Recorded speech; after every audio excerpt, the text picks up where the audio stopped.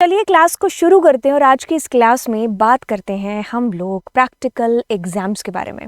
जी हाँ, बिल्कुल। आज आपको यहाँ पर हम कुछ प्रैक्टिकल के टिप्स देने वाले हैं और पूरी A to Z जो जानकारी है class 12th informatic practices, class 12th computer science, इन दोनों क्लासेस के अंदर किस तरीके से आपका प्रैक्टिकल है जो होगा, तो उन्हीं के बारे में हम लोग यहाँ पर डिस्कशन है जो बिल्कुल करने वाले हैं। तो चलिए लेक्चर को स्टार्ट करते हैं। स्टार्ट करने से पहले एक चीज़ बोलेंगे, सब्सक्राइब कर दीजिए यार चैनल को। तो चलिए बात करेंगे यहाँ पर प्रैक्टिकल एग्जाम्स के बारे में। अब देखिए क्या चीज़ है, सीधा ही हम मुद्दे की बात के ऊपर आते हैं, क्योंकि ऑफ कोर्स आपके पास भी है जो टाइम बहुत कम है और हमें भी और लेक्चर आप लोगों के बनाने हैं, तो इसलिए ऑब्वियसली हमारे पास भी कम है एंड कम टाइम में ज़्यादा चीज़ें हैं जो आप जल्दी जल्दी पता करना चाहते हो। तो बिल्कुल एक सही लेक्चर के अंदर आप यहाँ पर आ चुके हो और यहाँ पर मैं आपको बताऊँगी कि आपका एग्ज़ाम किस किस तरीके से कैसे कैसे कंडक्ट होता है प्रैक्टिकल का, और टोटल कैसे कैसे सारी चीज़ें हैं जो होंगी। देखिए बात करते हैं प्रैक्टिकल एग्ज़ाम्स की। तो देखिए आपका जो पूरा प्रैक्टिकल का एग्ज़ाम है ना, वो यहाँ पर होता है कुछ 30 नंबर का। क्या बोले तो 30 नंबर का आपका प्रैक्टिकल का पेपर होता है जो कि कंप्यूटर साइंस का है, चाहे ये इन्फॉर्मेटिक प्रैक्टिसेस ही क्यों ना हो। दोनों का 30 मार्क्स का होता है पेपर प्रैक्टिकल का। ओके, फिर हमारे जो आता है 70 नंबर का थ्योरी वाला पेपर, जिसकी कल परसों डेट शीट आई है ना, 23 मार्च को है। तो जी हाँ बिल्कुल 70 और हमारे यहाँ पर 30, और ये कुछ इक्वल्स टू होकर के हमारा टोटल 100 के अंदर से बैठता है जो आप टोटल नंबर लेकर के आते हो। ठीक है, तो ये प्रोसेस हमारी रहेगी। अब ये 30 नंबर की जंग है ना, ये जो आप अभी जनवरी के अंदर लड़ने वाले हो, तो जनवरी के अंदर आपका ये 30 नंबर हैं जो 100 के अंदर से पहले ही फिक्स हो जाएंगे। अब देखो यार, ये 30 नंबर बहुत इंपॉर्टेंट है, हम इसको हल्के में तो नहीं ले सकते कि प्रैक्टिकल ही तो है कर लेंगे, नहीं। बात 30 नंबर की है। यहाँ पर आपके 100 के अंदर से जो 30 का रेशियो है वो यहाँ से निकल करके आ रहा है। वो 70 नंबर तो चलो बाद की बात है, उसके लिए भी हमारी स्ट्रैटेजी है जो आएगी, हम करेंगे उसके लिए भी प्रोसेस। लेकिन अभी जो हमारे सामने चीज़ है और वो है हमारा प्रैक्टिकल 30 मार्क्स का, तो हम इसको लाइटली नहीं ले सकते बोले तो। ठीक है, तो अब इसी के बारे में हम लोग यहाँ पर बात है जो करेंगे। तो आपको ये पूरा एकदम चीज़ें समझ में आ गई क्या कि 30 मार्क्स का प्रैक्टिकल है, 70 नंबर का वो जो आपका थ्योरी वाला पेपर होगा जिसको आप रिटन एग्जाम बोलेंगे, एंड देन आपके कुछ टोटल मार्क्स के अंदर से आपके मार्क्स है 100 के अंदर से आपके मार्क्स है जो आ रहे होंगे।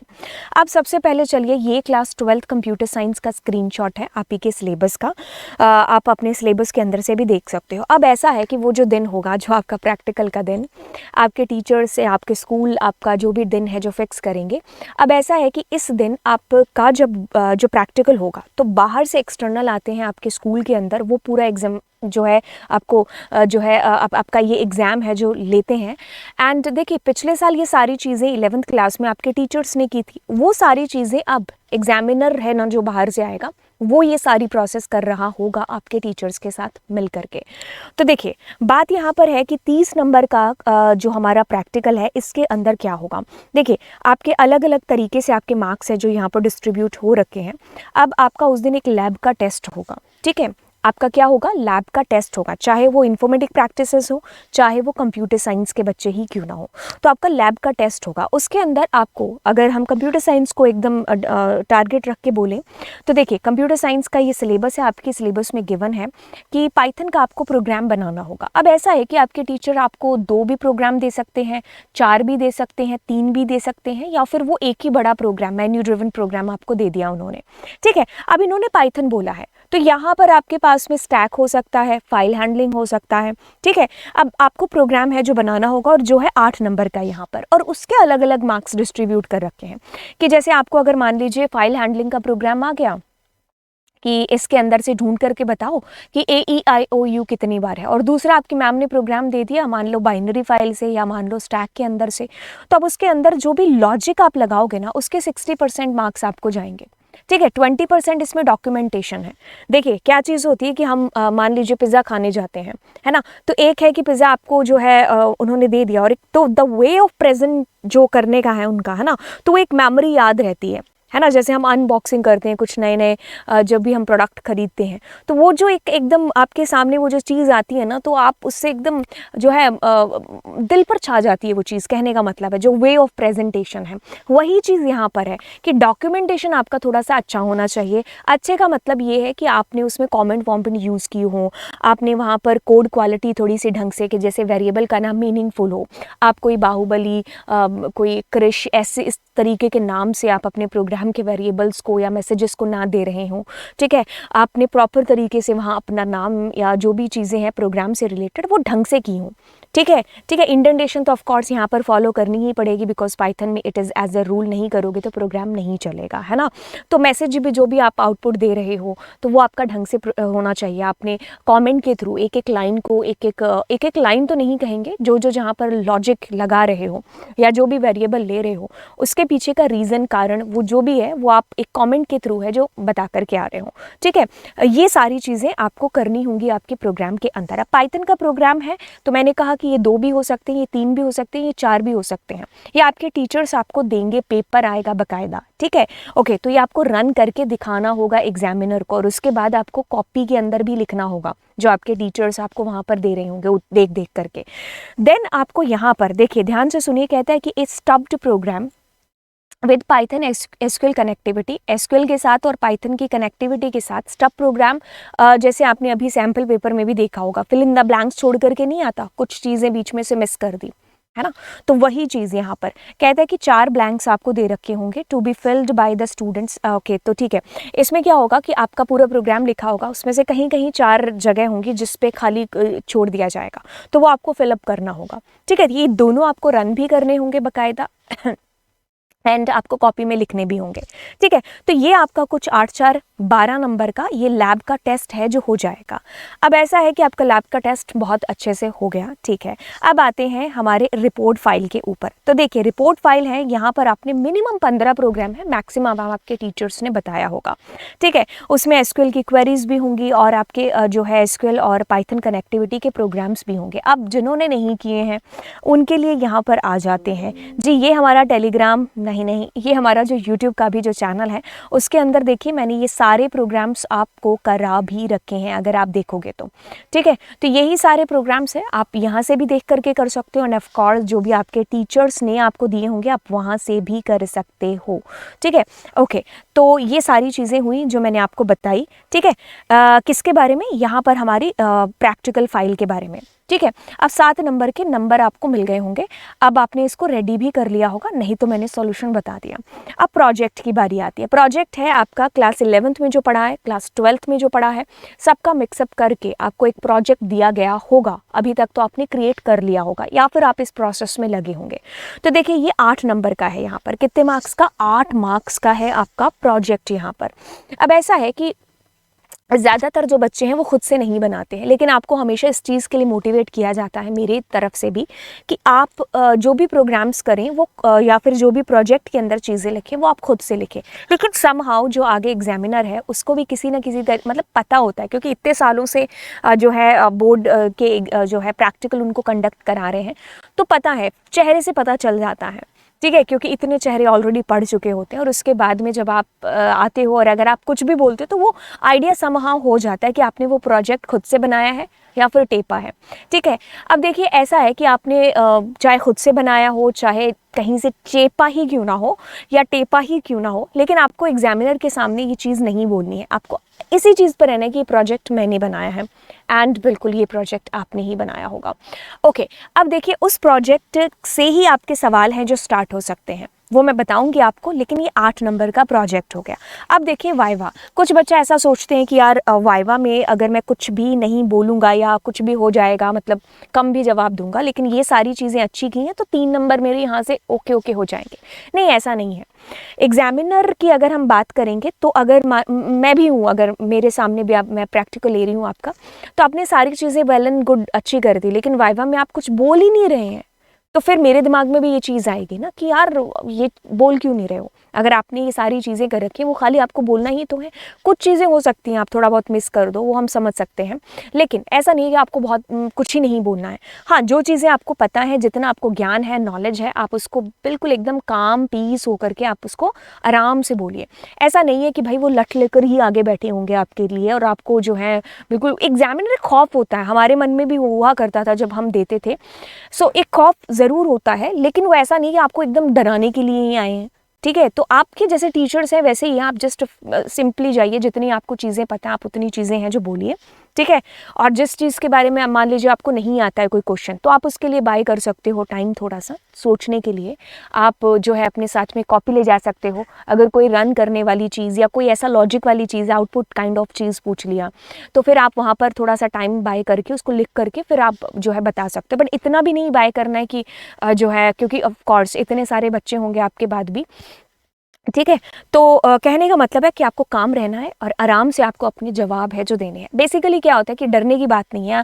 अगर आपकी क्लास में बच्चे बहुत ज़्यादा है तो 3-3 के ग्रुप हो सकते हैं, या फिर 2-2 के ग्रुप हो सकते हैं, या 4-4 के ग्रुप से भी बच्चों को कभी कभी बुलाया जाता है। ठीक है, फिर आपकी बारी आती है और आप अपना आंसर है जो करते हो, या फिर आपको रेज हैंड करना होता है, जिसको आता है वो आंसर करेगा। ठीक है, तो ये अलग अलग प्रोसेस होगी। ऐसा नहीं है कि मैं अगर आपको ये चीज़ बोल रही हूँ तो सेम चीज़ आपके साथ होगी। अब भाई ये प्रैक्टिकल लाइफ है, प्रैक्टिकल सब्जेक्ट है, प्रैक्टिकल हो रहा है, तो हर चीज़ प्रैक्टिकल है, तो किसी भी तरीके से हो सकता है। आपका एक्सपीरियंस मेरे बताने से मैं जो बता रही हूँ उससे कहीं ज़्यादा अलग हो, या फिर बहुत लोगों का बिल्कुल सेम भी हो सकता है। तो ये अलग अलग है। ठीक है, राइट। कहने का मतलब है अलग अलग आपके साथ एक्सपीरियंस होगा, बट मैं एक लमसम एक आपको आइडिया दे रही हूँ कि ऐसी ऐसा चीज़ें हैं जो होती हैं। अब आप और मैं बात करते हैं 12th आईपी के बारे में। तो देखिए 12th आईपी में भी कुछ यही चीज़ हो रही होगी। आपको पैंडास का एंड मैटप्लॉटलिब का आपको एक जो है प्रोग्राम दिया जाएगा। पेपर आएगा आपके पास में। अब 8 नंबर है तो आपके टीचर 2-2 करके भी दे सकते हैं, 4-4 नंबर करके भी दे सकते हैं। ठीक है, इसके जो भी जो है देखिए आपको ग्राफ तो बनाना आ जाएगा, लेकिन जो इसकी अलग अलग चीज़ें हैं कि जैसे आपके ग्राफ का पूरा एकदम लुक होता है कि रीजन कहाँ है, ठीक है, कलर कौन सा है, ये सारी चीज़ें आपकी बड़ी मायने रखती हैं। तो इसमें ये जो चीज़ें हैं ना उनको बड़े ध्यान से आप देख लेना। एंड पैंडास ऑफ कोर्स ये तो आपको करना ही होगा। देन आपके पास में आता है एसक्यूएल की क्वेरीज। तो ये आपका मिल करके आपका एक जो है प्रैक्टिकल एग्जाम होगा, आपके टीचर्स आपको देंगे, यही same to same class 12 computer science की तरह। फिर आपकी भी प्रैक्टिकल फाइल है क्लास 12 आईपी की। 15 प्रोग्राम मिनिमम है, 4 बेस्ड ऑन पैंडास, 4 जो है मैटप्लॉटलिब के, 15 है जो एसक्यूएल की क्वेरीज इंक्लूडेड है। ये करके आपका 5 नंबर का हो जाएगा और 5 नंबर का आपका प्रोजेक्ट होगा। प्रोजेक्ट आपका सीएसवी के थ्रू हो सकता है, या फिर कई स्कूल्स में कनेक्टिविटी बता दी जाती है। ऑल्दो ये आपके सिलेबस में नहीं है, बट फिर भी आपको कनेक्टिविटी बता दी जाती है और आपको फिर उसके थ्रू प्रोजेक्ट है जो बनाना होता है। अब ये डिपेंड करेगा, ठीक है, कि आपने किस तरीके से इस अपने प्रोजेक्ट को प्रोसीड किया होगा। तो आपका प्रोजेक्ट हो गया। देन आपके पास में आपका वाइवा है जो लिया जाएगा, जो कि 5 नंबर का होगा। ये टोटल मिलाकर के आपके आईपी के और कंप्यूटर साइंस के कुछ 30 मार्क्स हैं जो बन जाएंगे। ठीक है, तो देखिए अब ऐसा नहीं कि आईपी को मैं कुछ अलग टिप्स दूंगी, क्योंकि वाइवा है, ऐसा नहीं कि वो भी लवजीत मैम की वीडियोस देख करके या यूट्यूब पर सर्च करके या गूगल पर सर्च करके आए होंगे टॉप 30 प्रोग्राम्स फॉर वाइवा, और फिर आपसे आकर के पूछेंगे। वाइवा मीन्स खुली किताब है, आपसे कुछ भी है जो पूछा जा सकता है ना। अब ऐसा नहीं कह सकती कि क्राइटेरिया, आपसे नेटवर्किंग तक के क्वेश्चन पूछे जा सकते हैं। ठीक है, तो इसके लिए कोई ऑब्जेक्शन नहीं उठाने वाला होता है कि भाई क्यों नेटवर्किंग क्यों पूछ रहे हो, क्योंकि वाइवा है।